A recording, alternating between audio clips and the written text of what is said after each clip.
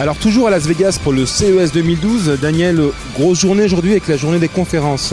Oui, une très très grosse journée avec environ 7 conférences que nous avons essayé de couvrir et que nous avons réussi. Alors pour la plupart, ces conférences étaient au Venetian, donc en ambiance Venise. Alors tu as commencé, tu t'es levé très tôt ce matin avec la conférence LG. Oui, LG, c'était la première conférence de la journée qui a commencé à 8 h. Pas trop de surprises puisque comme prévu ils ont annoncé leur gros téléviseur, d'abord un 84 pouces très haute définition 4K.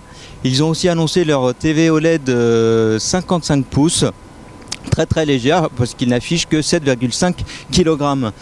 Ils ont aussi profité pour lancer leur nouvelle gamme de télé connectées qu'ils ont baptisée Cinema Screen avec des bords très très très fins allant de 1 mm à 5 mm avec notamment les Nano LED TV avec des modèles comme le LM960.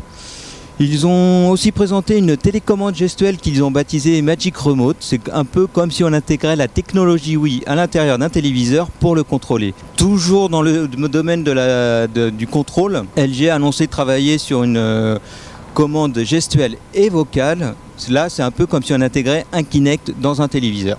Alors Daniel, il y avait également une Google TV au programme. Oui, puisque Logitech a annoncé avoir abandonné les projets Google TV, d'autres constructeurs se sont engouffrés, notamment LG qui annonce donc une Google TV mais qui n'est disponible pour le moment et annoncée qu'aux États-Unis. Et enfin, LG a aussi annoncé sa volonté de faire entrer l'électroménager dans le monde du connecté avec des applications qui doivent permettre de surveiller, communiquer et contrôler son frigo ou sa machine à laver à distance.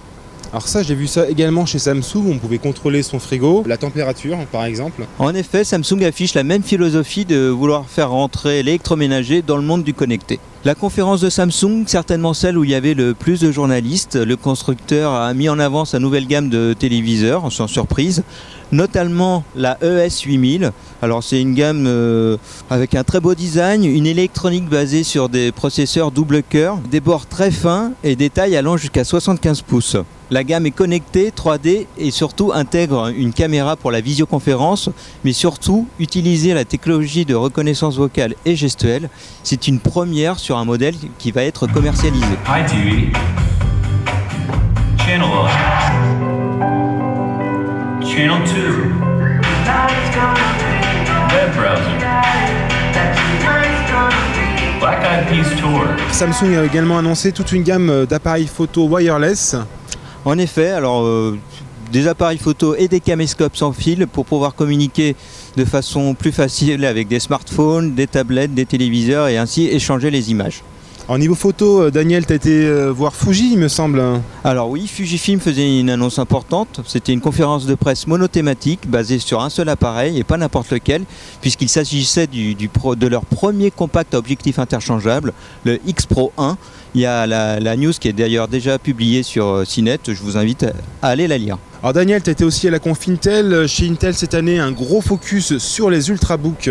Oui, à la conférence Intel, sans surprise, le constructeur met en avant la plateforme pour les ultrabooks. Une conférence qui a commencé par un gros show tape à l'œil et Intel essaye de nous convaincre et de nous montrer combien les ultrabooks sont super autonomes, super puissants, super léger. Super, reste à voir ce que ça donne à l'usage, quoi. Ouais, en effet. Intel découvre aussi, et là je cite, la merveilleuse interface homme-machine qu'est la voix, et donc a dit travailler sur une technologie de reconnaissance vocale pour commander les appareils. Ça ressemble un peu à Siri. Donc Daniel, tu as également été chez Sharp à la conférence de presse Sharp où ils ont mis en avant leur système Smart Central, un système de TV connecté.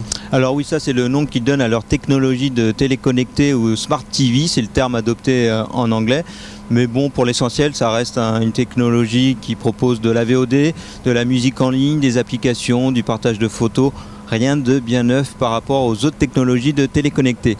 Non, Smart mise beaucoup en fait sur sa stratégie de grands écrans, puisqu'ils proposent des écrans de 70 pouces et de 80 pouces. Et enfin, ils ont aussi décliné leur concept de télévision portable sans fil.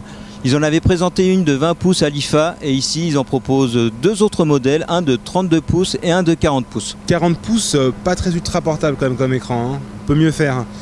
Sinon, chez Panasonic, donc Daniel, pas grand chose à se mettre sous la dent, hein. C'était un peu la déception. Bah, c'est la grosse déception de la journée. Chez Panasonic, très peu d'annonces. On verra bien ce qu'ils vont présenter sur leur stand. On peut parler de leur moniteur 20 pouces très haute définition 4K. Chez certains constructeurs, c'est la course aux plus grands écrans. Chez Panasonic, c'est l'inverse. Pourquoi pas. Panasonic présentait aussi une tablette durcie qu'ils ont baptisée ThawPad, un petit peu à l'image de leur PC durci, ThawBook. Et tu as croisé notamment des stars aujourd'hui sur cette conférence. Enfin, une star du moins. Justin Timberlake, en effet, c'était... Ouais, enfin je connais pas trop bien, mais bon. Justin Timberlake qui était l'invité de Panasonic pour annoncer leur partenariat avec MySpace. Et Daniel a également croisé Will Smith, The Big Will Smith. À la conférence de presse Sony, c'était la dernière conférence de la journée. Sony qui est aussi un grand studio de cinéma. Donc ils ont commencé par nous présenter la bande-annonce de Men in Black 3 qui doit sortir au courant de l'été 2012 si je me souviens bien. Et petite attraction de la fin de la présentation, l'arrivée de Will Smith sur scène qui a fait son show avec Ward Stringer, le show à l'américaine. Daniel, il n'y avait pas que Will Smith chez Sony, il y avait des annonces intéressantes. Un gros focus de la part de Sony sur leur Sony Entertainment Network, c'est le nouveau nom de leur plateforme de services en ligne qui regroupe la VOD avec Video Unlimited, la musique en streaming avec Music Unlimited et des applications. Tout ça disponible bien sûr sur PC, tablette, smartphone et leur téléviseur. Concernant le service de musique en ligne, Sony a aussi annoncé sa disponibilité sur PS Vita dès sa sortie en Europe et aux États-Unis et a confirmé la date du 22 février. Autre annonce, donc tout le monde sait maintenant que Sony Ericsson va rentrer dans le giron de Sony. Et donc Sony a annoncé le nouveau nom officiel de cette entité et ça va s'appeler Sony Mobile Communication. Sony a bien évidemment présenté sa nouvelle gamme de téléviseurs pour l'année 2012.